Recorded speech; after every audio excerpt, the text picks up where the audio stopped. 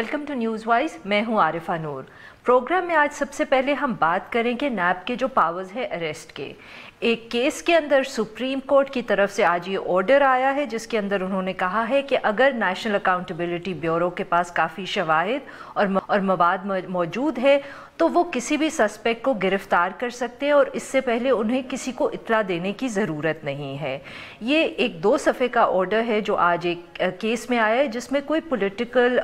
Personality involve नहीं थी, मगर उसको दिखाया यूँ जा रहा है और उसको डिस्कस इस तरह किया जा रहा है कि जैसे सुप्रीम कोर्ट ने नैब के जो अरेस्ट पावर्स हैं उनको पहली दफ़े डिफ़ाइन किया है या उनकी तशरीह की है।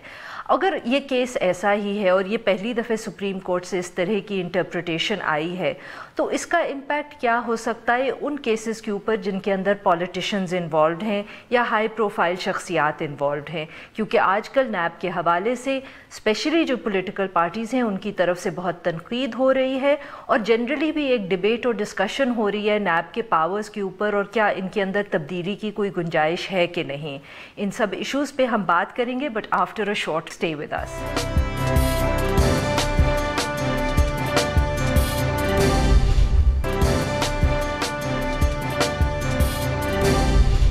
Welcome back. अब हम डिस्कशन करेंगे जो नैब के अरेस्ट पावर्स के ऊपर आज सुप्रीम कोर्ट का ताज़ा तरीन ऑर्डर आया है और इस इशू पे बात करने के लिए हमारे साथ मौजूद हैं शाह खावर साहब जो सीनियर माहिर कानून हैं। Welcome to the show sir. Sir, तो ये जो ऑर्डर है आज जो सुप्रीम कोर्ट का आया है और इस पे बहुत बात हो रही है, तो क्या ये पहली दफ़े कोई मौका है जिसके ऊपर सुप्रीम कोर्ट ने जो इंटरप्रेट किया है नैब के पावर्स को, या पहली दफ़े उन्होंने इसके ऊपर इस किस्म की ये जजमेंट दी है? इसकी अहमियत क्या है? देखिए, मैं समझता हूँ कि ये कोई ऐसा कोई जजमेंट नहीं है, ऑर्डर है और वो ऑर्डर से रिफ्लेक्ट ये हो रहा है कि नेशनल अकाउंटेबिलिटी ब्यूरो ने एक किसी हाई कोर्ट का फैसला चैलेंज किया जिसमें हाई कोर्ट में गालबन ऐसा था कि जब किसी ने अपनी ज़मानत के लिए दरख्वास्त दी कबल गिरफ़्तारी की और उस पे जब नैब से रिकॉर्ड तलब किया गया, उनको पूछा गया, तो नैब ने उस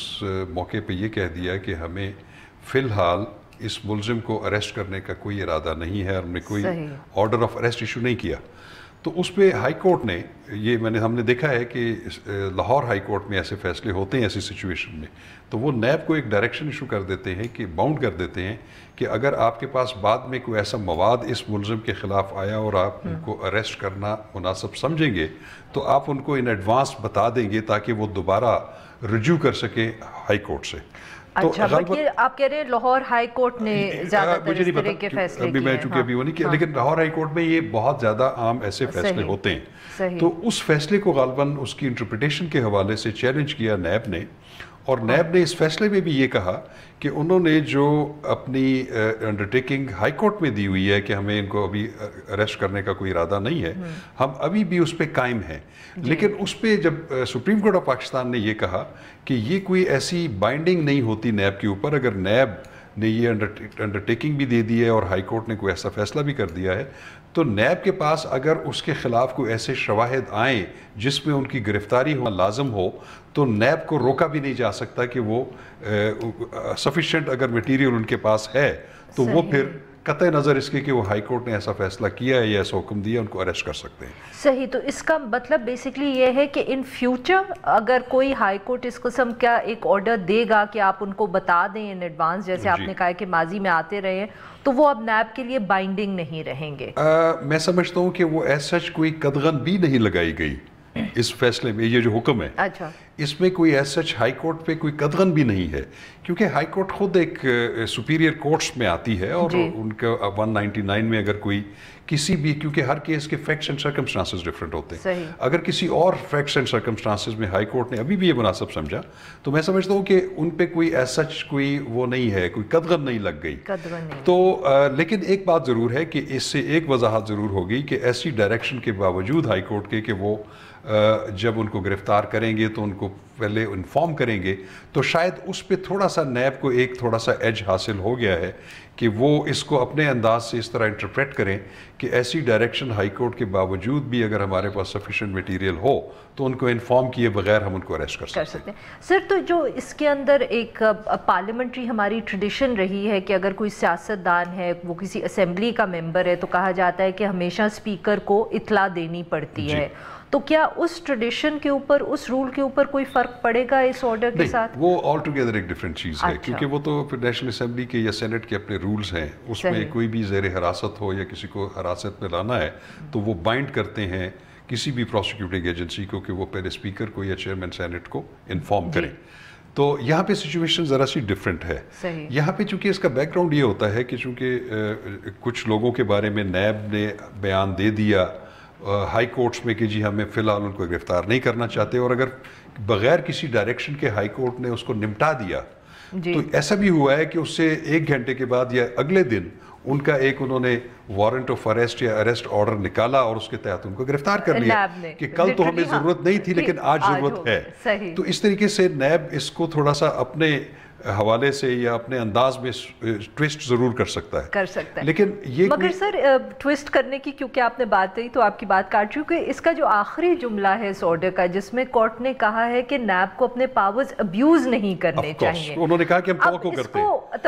ہیں، اس کو انٹرپریٹ نیب کرے گی یا یہ کورٹس کے اندر پھر معاملہ آئے گا اس کی ابھی انٹرپریٹیشن جو ہے میرا خیال ہے اس کی گنجائش موجود ہے۔ آپ کو میں جو بات بتاؤں کہ کون سے فیصلے جو ہے سپریم کورٹ کے وہ بائنڈنگ ہوتے ہیں، وہ آرٹیکل 189 ہے of the constitution of Pakistan. اس میں لکھا ہے کہ جب سپریم کورٹ آف پاکستان نے کوئی پرنسپل آف لا اننسیٹ کیا ہے، کوئی قانون کا اصول وضع کر دیا ہے تو وہ پھر لازم ہو جاتا ہے۔ تو مجھے نہیں، اس آرڈر کو پڑھنے کے بعد میں سمجھتا ہوں کہ اس میں کوئی ایسا قانون وضع نہیں کیا گیا یا قانونی اصول وضع نہیں کیا گیا جو انڈر آرٹیکل 189 کے تحت بائنڈنگ ہو ہائی کورٹس پر اور تمام ایگزیکٹو اتھارٹیز کے اوپر۔ تو اس کی انٹرپریٹیشن اپنے اپنے انداز سے ہو سکتی ہے، اس کی گنجائش موجود ہے، گنجائش موجود ہے، سو اس کو کوئی کورٹ میں لے کے پھر جا سکتا ہے اس ایشو کو۔ ہاں، اس کو یہ ضرور ہے کہ نیب اس کو اپنے مفاد میں استعمال کر سکتی ہے اپنے انداز میں انٹرپریٹ کرتے ہوئے۔ نہیں، اگر نیب اپنے اس کے استعمال کر سکتی ہے جیسے آپ نے کہا ان کو ایج حاصل ہے، تو میرا سوال یہ ہے کہ جو آخری جملہ ہے اس کو استعمال کر کے کوئی نیب کے ابیوز پہ بھی تو اس کو کورٹ میں لے کے جا سکتا ہے۔ So it's a very double edged sword کہ جو کمپلیننٹ ہے وہ بھی سمجھے کہ یہ آرڈر میرے حق میں آیا اور نیب بھی سمجھے کہ یہ ان کے حق میں آیا ہے۔ ایگزیکٹلی اس کی انٹرپریٹیشن اپنے اپنے طور پہ ہو سکتی ہے، لیکن اس آرڈر سے یہ کہیں پہ بھی نہیں ہے کہ ہائی کورٹ کا جو اختیار ہے آرٹیکل 199 کا، جو بیل دینے کا اختیار ہے، نہیں لوگوں کے جو فنڈامنٹل رائٹس ہیں، بنیادی حقوق کے تحفظ کا، اس پہ کوئی قدغن اس آرڈر میں نظر نہیں آ رہی۔ اور سر کیونکہ نیب کے جو کیسز ہوتے ہیں اور اس کے اندر کیونکہ اریسٹ کے پاورز ہیں مگر بیل کے پاورز نہیں ہیں، تو وہ آرٹیکل 190 کے تحت ہی ہائی کورٹس میں کے تحت ہی کورٹس میں جاتے ہیں اور وہ فنڈامنٹل رائٹس کے نیچے ہی بیل ملتی ہے۔ جی بالکل بالکل، اس کی وجہ یہ ہے کہ جب 99 میں یہ آرڈیننس بنا اور اس میں جو اکاؤنٹیبلٹی کورٹ ہے اس میں ضمانت کا اختیار نہیں دیا گیا، تو ایسی صورت میں پھر ایک خان اسفندیار ولیز کیس آیا تھا، انہوں نے اس کو چیلنج کیا تھا، اس پہ اس لاء کے متعلق بہت ساری سپریم کورٹ کے ایک لارجر بینچ نے اس کی تشریح کر دی تھی اور کچھ ہدایات بھی دی تھی کہ آپ اس میں فلاں فلاں چیزیں جو ہیں وہ لوگوں کے بنیادی حقوق سے متصادم ہیں اور پارلیمنٹ ان کو تبدیل کرے یا اس میں ترامیم کرے۔ تو اس میں انہوں نے اس وقت یہ اصول وضع کیا تھا کہ جب اگر کسی قانون میں ضمانت کی گنجائش موجود ہی نہیں ہے سرے سے، تو پھر ایسے کیسز میں جہاں پہ سوٹیبل کیسز ہیں جس میں لوگوں کی امپلیکیشن غلط ہوئی ہے، ان کو غلط ملوث کیا گیا یا ان کے خلاف میٹیریل نہیں ہے اور ان کو اتنے لمبے عرصے تک زیر حراست نہیں رکھا جا سکتا، تو اس میں ان کی بنیادی حقوق جو سلب ہو رہے ہیں تو اس کی وائلیشن میں وہ آرٹیکل 199 آف دی کانسٹیٹیوشن جو رٹ جورسڈکشن ہے ہائی کورٹس کی، اس کو انووک کر سکتے ہیں. تو یہ ایک راستہ سپریم کورٹ آف پاکستان نے نکالا تھا کہ جہاں پہ ایک قانون میں ایک چیز موجود نہیں ہے لیکن اس کا کوئی ریمیڈی یا مداوع ہونا چاہیے, تو وہ پھر یہ مداوع آرٹیکل 199 میں ہائی کورٹس کے پاس ہے. اور سر اس کے بعد کیونکہ سپریم کورٹ آپ کہہ رہے ہیں اس نے یہ نکالا تھا راستہ, تو جسٹس آصف سعید کھوسا کی یہ بھی ججمنٹ ہے جس میں انہوں نے ریکمینڈ کیا ہے کہ یہ بیل کے پاورز آپ کو ٹرائل کورٹس کو دے دینے چاہیے, اور انہوں نے آرگیومنٹ یہ لیا ہے کہ اس کی وجہ سے آپ کا جو برڈن ہے ہائی کورٹ پہ وہ ذرا کم ہوگا. مگر پارلیمنٹ کی طرف سے بہت سی وجوہات ہیں, زیادہ تر سیاسی ہیں, ابھی تک کوئی ریاکشن نہیں آیا, مگر بٹوین دیٹ ججمنٹ اور جو آج کل تنقید ہو رہی ہے اور پھر یہ آرڈر, تو بار بار ایشو تو یہی ہائی لائٹ ہوتا نظر آ رہا ہے کہ اس وقت اب نیب کے قانون کے اندر ترامیم کی شاید ہمیں بہت ضرورت ہے. اس کے علاوہ بھی آپ کے خیال میں کوئی ایسی اس اکاؤنٹیبلٹی بیورو کے حوالے سے کوئی چیزیں ہیں جو تبدیل کرنے والی ہیں؟ آصف سعید کھوسا صاحب نے تو صرف بیل کے حوالے سے بات کی تھی, اور دوسرا غالباً انہوں نے کہا تھا کہ جو وقت دیا ہوا ہے ٹرائل کو اس کو دیکھنے کی ضرورت ہے. بٹ اس کے علاوہ کون سی چیزیں ہیں جو نیب کے لاء میں ہمیں چینج کرنے کی ضرورت ہے؟ دیکھیں, آپ نے درست نشاندہی کی. جس کیس کا آپ حوالہ دے رہی ہیں وہ طلعت اسحاق کا کیس ہے, جو کہ غالباً اکتوبر 2018 میں یہ فیصلہ ہوا تھا, جس کی سربراہی موجودہ چیف جسٹس کر رہے تھے. 5 رکنی بینچ تھا. اس میں انہوں نے آخر میں جو انہوں نے آبزرویشنز دی, اور بلکہ انہوں نے تجاویز دی پارلیمنٹ کو کہ چونکہ نیب کے قانون میں ضمانت کا اختیار نہیں ہے اور یہ اختیار آرٹیکل 199 میں ہائی کورٹس کو جو ہے وہ انووک کرنا پڑتا ہے, تو وہ آلریڈی اتنے اوور برڈنڈ ہیں, تو جب ایک ضمانت ہائی کورٹ نے دینی ہے تو پھر کیوں نہ اس میں ترمیم کر کے یہ اختیار جو ہے وہ تفویض کر دیا جائے اکاؤنٹیبلٹی کورٹ کو. تو اسی طرح بہت ساری اور چیزیں بھی ہیں جس میں نیب میں جو ایسی شکیں موجود ہیں جس پہ بہت تنقید ہوتی ہے, جو میں سمجھتا ہوں کہ کئی بنیادی حقوق سے بھی متصادم ہیں. تو پارلیمنٹ کا یہ کام بنتا ہے کہ وہ اس میں مناسب ترامیم کریں. میں آپ کو ایک مثال یہ دیتا ہوں کہ اب دیکھیں, بہت ساری جو نیب کا آرڈیننس ہے 1999 میں آیا تھا, یہ کسی پارلیمنٹ نے پاس نہیں کیا تھا, یہ آرڈیننس تھا. اس وقت جنرل مشرف کی گورنمنٹ تھی, جس کو بعد میں اڈاپٹ ضرور کر لیا جب کانسٹیٹیوشن بحال ہوا. لیکن اس میں جو چیزیں ایسی موجود ہیں جو کہ عام طور پہ قوانین میں نہیں ہوتی,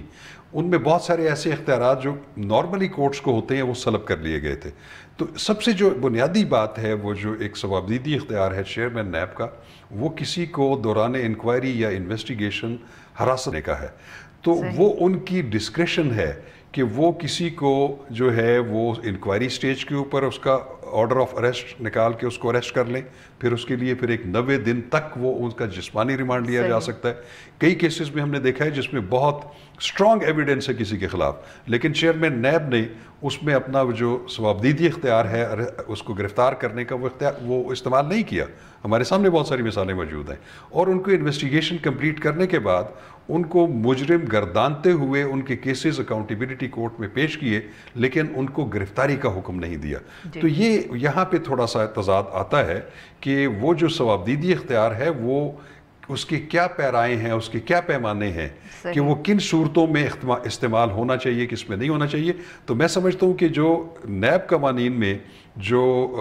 ثوابدیدی اختیارات ہیں, جو ایک انبریڈلڈ پاورز ہیں جو چیئرمین نیب کی, اس پہ کہیں نہ کہیں قدغن ضرور ہونی چاہیے اور اس کے پیرامیٹر ضرور سیٹ ہونے چاہیے. بہت بہت شکریہ سر, آپ آئے اور آپ نے وقت نکالا. ناظرین, now we'll take a short break, اور جب ہم بریک سے واپس آئیں گے تو ہم بات کریں گے جو حکومت کی طرف سے ہنٹس ملے ہیں کہ گیس اور الیکٹریسٹی پرائسز کے اندر اضافہ ہوگا, اور ساتھ میں ہم بات کریں گے جو حکومت کے اس وقت مذاکرات چل رہے ہیں فائنینشیل ایکشن ٹاسک فورس کے حوالے سے. Stay with us.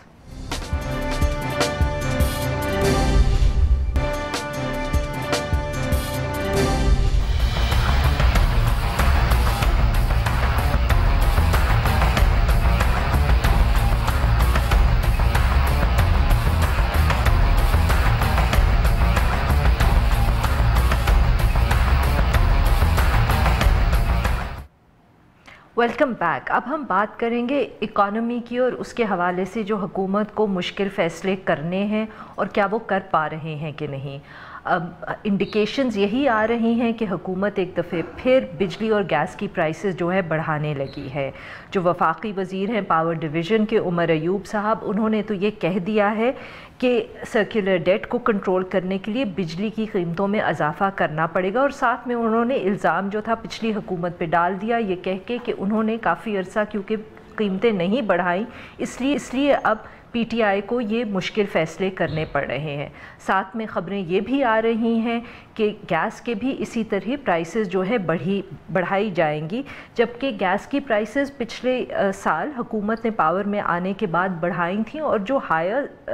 سلیبس تھے اس کے اندر تو 144% تک انکریمنٹس کیے گئے تھے، مگر اب شاید لگتا ہے کہ اس کے علاوہ اور بھی قیمتیں بڑھیں گی۔ کیا یہ سب کچھ اس لیے کیا جا رہا ہے کیونکہ اس وقت آئی ایم ایف کے ساتھ مذاکرات چل رہے ہیں، اور بار بار یہ خبریں آ رہی ہیں کہ سرکولر ڈیٹ کو کنٹرول کرنے اور انرجی کے حوالے سے جو سبسڈیز ہیں پاکستانی حکومت کی، وہ آئی ایم ایف کی ایک کنڈیشن ہے کہ اس کو ختم کرنا چاہیے۔ ساتھ میں ہی ہم بات کریں گے فائنینشیل ٹاسک فورس کے حوالے سے۔ پاکستان کی جدوجہد جاری ہے کہ وہ گرے لسٹ سے نکل جائے۔ جو افیلیٹڈ گروپ ہے ایشیا پیسیفک گروپ، اے پی جی کے 9 رکنی ممبرز ٹیم جو ہے وہ اس وقت پاکستان میں ہے، اور ان کی کنٹینیوسلی میٹنگز ہو رہی ہیں حکومت کے ساتھ، اور وہ بیسکلی اینٹی منی لانڈرنگ اور ٹیرر فائنینسنگ کے حوالے سے ہے۔ اور پچھلے سال سے ہی پاکستان پہ بہت پریشر ہے، نہ صرف یہ کہ جو بینڈ آرگنائزیشنز ہیں ان کے اوپر سختی بڑھائی جائے، بٹ ساتھ ساتھ جو لاز اسٹرینتھن کرنے ہیں اینٹی منی لانڈرنگ اور ٹیرر فائنینسنگ کے حوالے سے۔ ان سب ایشوز پہ بات کرنے کے لیے ہاتھ موجود ہیں ڈاکٹر عابد سلیری صاحب، جو ممبر ہیں اقتصادی مشاورتی کونسل کے۔ ویلکم ٹو دا شو سر۔ سر، تو سب سے پہلے یہ جو انرجی اور گیس پرائسز کی قیمتوں کے اندر بات آ رہی ہے، اس کا کتنا تعلق جو ہے وہ آئی ایم ایف کی نیگوسیشنز کے ساتھ ہے؟ کیونکہ نیگوسیشنز ایک طرف تو حکومت کافی عرصے سے کہہ رہی ہے کہ اب شاید فائنلائزیشن کی طرف جا رہے ہیں، مگر بار بار جو ان آفیشلی یا خبروں کے تھرو پتہ چلتا ہے وہ یہ ہے کہ جو 2 سب سے سخت کنڈیشنز ہیں، ایک سرکولر ڈیٹ کے حوالے سے ہے اور ایکسچینج ریٹ کے حوالے سے، تو کہ یہ جو اب انڈیکیشنز آ رہی ہیں حکومت سے کہ پرائسز بڑھنے جا رہی ہیں، یہ کیا آئی ایم ایف کی کنڈیشنالٹیز کے حوالے سے ہے؟ جی، میرا خیال ہے پہلے تو ہمیں یہ دیکھنا پڑے گا کہ اقتصادی مسائل نہ تو راتوں رات پیدا ہوتے ہیں، نہ یہ راتوں رات ٹھیک ہوں گے۔ بالکل صحیح۔ تو ایک لمبا عرصہ لگتا ہے کسی بھی ملک کی اکانومی کو ڈیٹیریوریٹ ہونے میں، اور ایک لمبا عرصہ لگتا ہے اس کو ریوائیو کرنے میں۔ اب اگر ہم اپنی اکانومی کی کچھ فنڈامنٹل پرابلمز دیکھیں جو کہ ہر حکومت کو پیش آتی رہے، صرف اسی حکومت کو نہیں، تو انرجی سرکولر ڈیٹ جو تھا وہ بہرحال ایک مسئلہ تھا کہ آپ کی بجلی جو ہے یا گیس آپ کے مہنگے داموں پیدا ہو رہی ہے، اور اس کے بعد آپ اس کو اگر سبسڈائز کر کے دے رہے ہیں، یا اگر لوگ اس کے پیمنٹ آپ کو نہیں کر رہے، وہ چوری ہو رہی ہے یا وہ لاس ہو رہے ہیں اس کے، تو کسی نہ کسی کو وہ اس کا خمیازہ بھگتنا ہوگا۔ اس کا آسان طریقہ یہ ہے کہ اس کو ایک سائڈ پہ آپ اگنور کرتے جائیں، اور اس میں پھر جیسے کہ پچھلی حکومت نے کیا، کیا ہم یہ کہہ سکتے ہیں؟ اور اس میں لوڈ شیڈنگ کی آپ دیکھیں نا، پچھلے سالوں میں لوڈ شیڈنگ کی وجہ یہ نہیں تھی کہ آپ کے پاس انسٹالڈ کیپیسٹی نہیں تھی۔ بالکل صحیح۔ آپ کو یاد ہوگا کہ انسٹالڈ کیپیسٹی شوکت عزیز صاحب کی حکومت یہ کہا جا رہا تھا کہ جی پاکستان انڈیا کو بجلی ایکسپورٹ کر سکتا ہے، بالکل اتنی زیادہ بجلی پیدا کرنے کی ہمارے پاس استطاعت ہے۔ اور پھر ہمیں پتہ چلا کہ نہیں جی، چونکہ ایک دم سے فرنس آئل کی قیمتیں جو تھی وہ $100 پر بیرل سے اوپر چلی گئیں کہ جی بجلی تو پیدا ہوگی، بہت مہنگی ہوگی، اور چونکہ ان کی پیمنٹ نہیں آ رہی تھی، بجلی گھروں نے کام کرنا بند کر دیا۔ یہ پاکستان پیپلز پارٹی کے زمانے میں جب ہم نے 10-10 11-11 گھنٹے جو آئی پی پیز جو تھے انہوں نے سمپلی ریفیوز کر دیا بجلی بنانے سے، چونکہ ان کو پیمنٹ نہیں مل رہی تھی۔ اب آج جو حالات ہیں اس میں یہ ہے کہ آپ کے پاس بجلی بنانے کی استطاعت تو ہے، تھوڑی سی فرنس آئل کی قیمتیں بھی کنٹرول میں ہیں، LNG بھی ہے، لیکن پھر بھی بجلی اگر مہنگی پیدا ہو رہی ہے، اور 1.6 ٹریلین روپیز اس کا سرکولر ڈیٹ ایکومولیٹ ہو چکا ہے، جو کہ ہمارے ایک سال کے دفاعی بجٹ سے 400 ارب روپے زیادہ ہے، تو پھر ظاہر ہے کہیں نہ کہیں اس کو ٹھیک کرنا ہوگا۔ آئی ایم ایف ہو یا آئی ایم ایف نہ ہو، انرجی سرکولر ڈیٹ کو ایڈریس کرنا ہے، اور یہ ایک اسٹرکچرل پرابلم ہے۔ اگر یہ نہیں کریں گے تو 2 سال بعد پھر یہی مسائل ہوں گے۔ دوسرا بڑا ایشو جو ہے، پر سر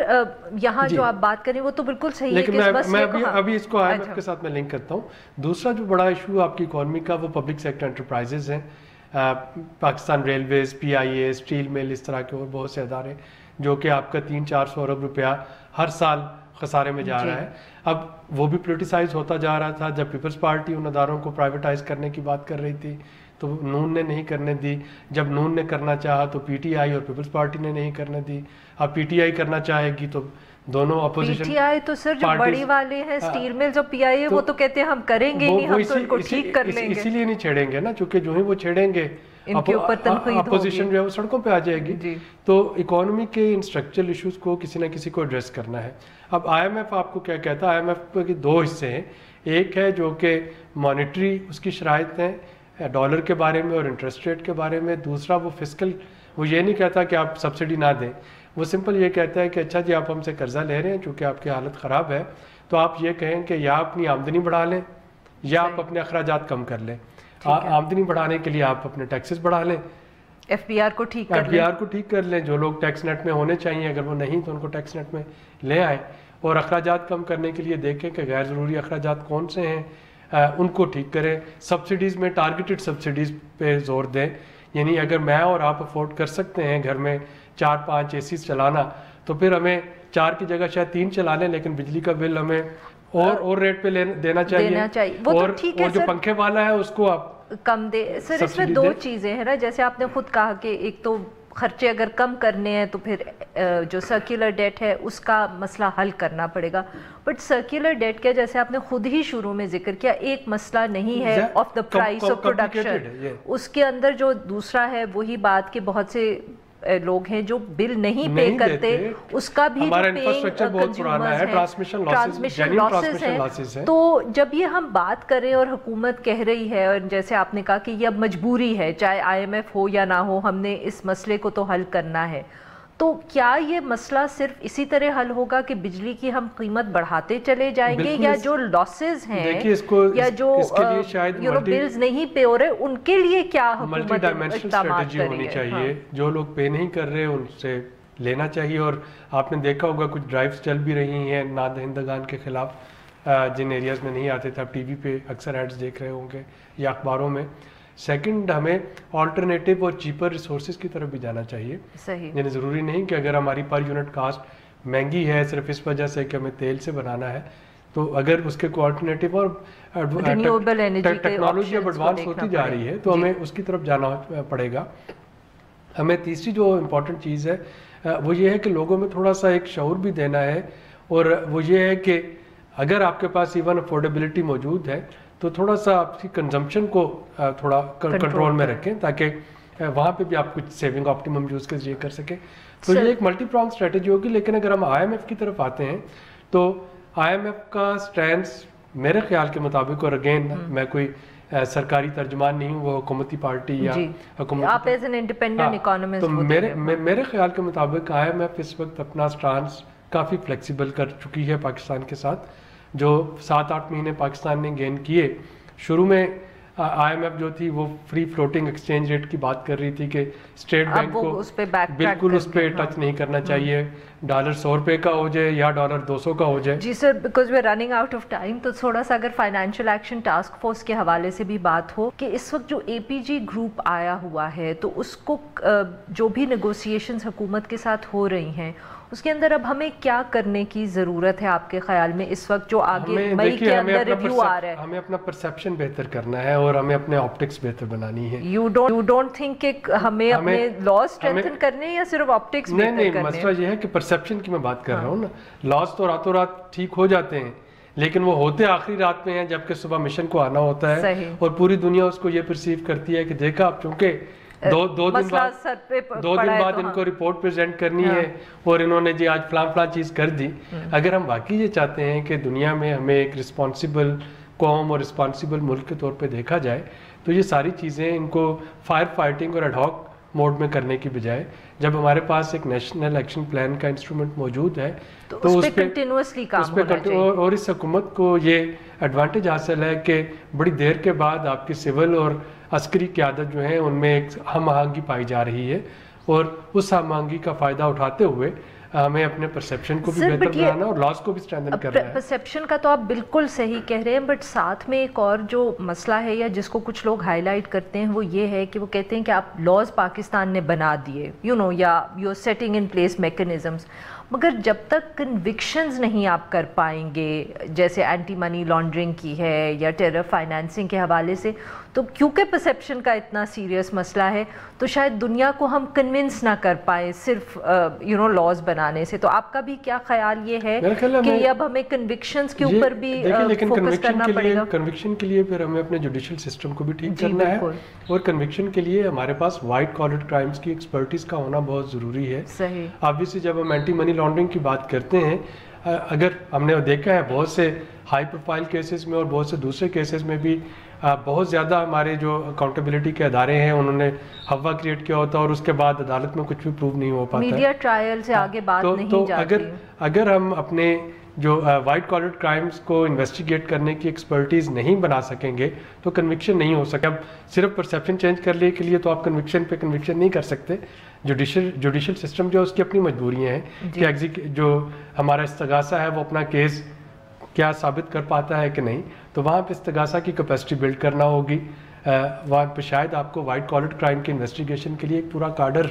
جو ہے وہ علیحدہ سے بنانا پڑے اور اس کو ٹرین کرنا پڑے. اسی طریقے سے جو ٹیررزم فنانسنگ ہے اس کے حوالے سے ہمیں بالکل ڈفرینٹ لیول کی کیپیسٹیز چاہیے. تو اگر ہم یہ سمجھیں کہ پولیس جو کہ اسٹریٹ کرائمز کے لیے civic law and order maintain کرنا جس کی میجر رسپانسبلٹی ہے, یا باقی ادارے جو ہیں اگر ان میں یہ اسپیشلائزڈ ٹریننگز نہیں دی جائیں گی تو یہ کام نہیں ہو پائے گا. بہت بہت شکریہ سر, آپ آئے, وقت نکالا. ناظرین, now we'll take a short break, اور جب ہم بریک سے واپس آئیں گے تو ہم بات کریں گے جو سندھ کے اندر اس وقت مسئلہ چل رہا ہے اور ایک اور لڑکی کی خبر آ رہی ہے کہ وہ 14 سال کی ہے اور اس کے والدین کہہ رہے ہیں کہ اس کو زبردستی جو ہے کنورژن اس کی گئی اور پھر شادی ہو گئی. اسٹے ود اس.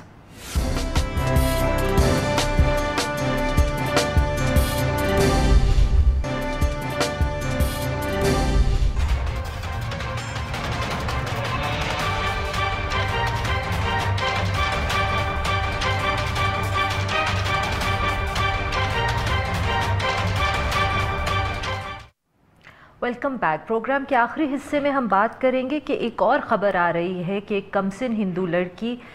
جس کے والدین یہ الزام لگا رہے ہیں کہ اس کو بھگایا گیا یا کڈنیپ کیا گیا اور اس کے بعد اس کو زبردستی کنورٹ کیا گیا ٹو اسلام. 14 سالہ مالا, اس کے والدین کی طرف سے یہ الزام لگ رہا ہے, مگر الزام انہوں نے جس پہ لگایا وہ بھی یہی بات کر رہے ہیں کہ وہ اپنی مرضی سے بھاگی ہے اور اس نے اپنی مرضی سے شادی کر لی ہے, اور یہ کہ اس کی عمر جو ہے وہ 14 سال نہیں ہے. اس سے پہلے بھی اس ہفتے میں بہت شور مچا رہا 2 بہنوں کے حوالے سے, جدھر بھی یہی کہانی تھی. یہ بار بار ایشو سندھ میں کیوں اٹھ رہا ہے اور اس کے حوالے سے ابھی تک پاکستانی حکومت یا سندھ کی پاکستان پارٹی کوئی اقدام کیوں نہیں لے پائی؟ اس ایشو پہ بات کرنے کے لیے ہمارے ساتھ موجود ہے سینیٹر گیان چند جو رہنمائے پاکستان پیپلز پارٹی کے. ویلکم ٹو دا شو سر. سر, ایک اور واقعہ ہوا ہے, اس میں بھی بالکل وہی الزام ہے جو پہلے تھا. یہ کیوں بار بار واقعات ہو رہے ہیں اور روک کیوں نہیں پاتے ہم اس کو؟ دیکھیں, میں سمجھتا ہوں کہ ہمارے ہاں یہ کچھ سوشل ایشوز بھی ہیں تو ریلیجیسلی بھی اس کو لیا جا رہا ہے, لیکن میرے نظر میں ذرا یہ اکنامیکلی جو ہے وہ بھی فرسٹریشن جو ہے وہ بھی ان حالات کو پیدا کرتی ہے. ایک لڑکی جو نابالغ ہے, ہمارے گورنمنٹ اسپیشلی سندھ گورنمنٹ کا کہوں گا کہ وہاں پہ یہ قانون موجود ہے کہ 18 سال سے پہلے آپ کسی کی شادی نہیں کروا سکتے. صحیح. اور میرے چیلار گاؤں ہے, وہاں پہ ہماری کمیونٹی کے ہی لوگوں نے ایک شادی ارینج کی تھی جس میں اس لڑکی کی ایج نہیں تھی, سوشل میڈیا پہ گیا, ان کو سزائیں ہوئی ہیں. لیکن یہاں پہ جب ہم کیسز دیکھتے ہیں تو وہ کیونکہ کنورٹ ہو چکی ہوتی ہیں اس لیے وہ 18 سال کا قانون جو ہے وہ بھی امپلیمنٹ نہیں ہو رہا ہے. نہیں سر, تو جب وہ اگر قانون ہے تو جب بھی وہ میرج رجسٹریشن جہاں ہونی ہوتی ہے تو وہاں آپ کو ڈاکیومنٹس تو پریزنٹ کرنے پڑتے ہیں, تو یہ تو ایڈمنسٹریشن کا کام ہے نا کہ اس کو وہ امپلیمنٹ کریں. ہمارا رونا یہی ہے کہ جب آپ نے ایک قانون بنا دیا ہے, بالکل سب پوری سوسائٹی نے اس کو ویلکم کیا تھا کہ 18 سال کی ایج کا جو ہے یہ صرف نان مسلمز کے لیے نہیں ہے, یہ مسلم خواتین کے لیے بھی ہے کیونکہ ان کی میچورٹی کی ایج آ جائے. یہ تو سب خواتین کے لیے, اس میں مذہب کا تو کوئی تعلق نہیں ہے کہ ایک عمر ہونی چاہیے جس سے پہلے. تو اس میں اسپیشلی ہماری کمیونٹیز کے جب ہوتا ہے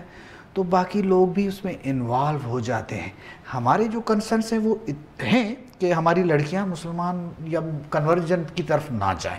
لیکن اگر بائی ول وہ جا رہی ہیں تو ٹھیک ہے, ہم اس کو ایکسیپٹ کر لیتے ہیں.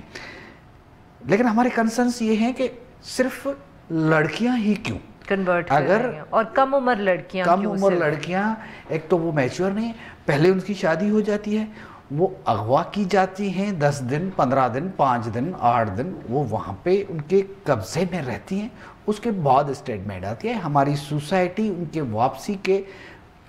کوئی راستہ نہیں چھوڑتے، وہ سب دروازے ان کے لیے بند ہو جاتے ہیں، پھر ان کی مجبوری بھی بن جاتی ہے، کیونکہ کئی کیسز ایسے بھی ہو سکتے ہیں کہ اگر لڑکی کو 8 یا 10 دن آپ نے کہیں رکھا ہے، بند رکھا ہے، تو اس کے بعد اس کے پاس کیا آپشن ہے کہ وہ یہ نہ کہے کہ زبردستی میری شادی ہوئی ہے، وہ شاید یہ سمجھے کہ بہتر ہے کہ میں شادی کر لوں رادر دین کہ مجھے یہ کہنا پڑے کہ میں اسٹرینجرز کے پاس کسی اور کی کسٹڈی میں کڈنیپ رہی. ہماری سوسائٹی بھی اس کو ایکسیپٹ، اس کی واپسی کو ایکسیپٹ نہیں کرتی ہے، اس لیے اس کے لڑکی کے پاس کوئی آپشن نہیں ہوتا ہے، وہ بائی ول گئی ہے یا اس کو لیا گیا. لیکن سر اگلے دن بھی ہم اسی حوالے سے جب بات کر رہے تھے تو ہم نے اس ایشو کو بھی بات کی کہ پاکستان پیپلز پارٹی کی حکومت نے سندھ میں فورسڈ کنورژنز کے حوالے سے بھی ایک لا پاس کیا تھا، مگر پھر کچھ پریشرز آئے اور وہ جو لا قانون تھا وہ پاس تو ہو گیا مگر قانون نہ بن سکا. ہاں وہ گورنر نے واپس کر دیا تھا. یہ اگر بات اب کی جا رہی ہے اور اس وقت بھی انہوں نے کہا، سینیٹر آپ کی ہی تھیں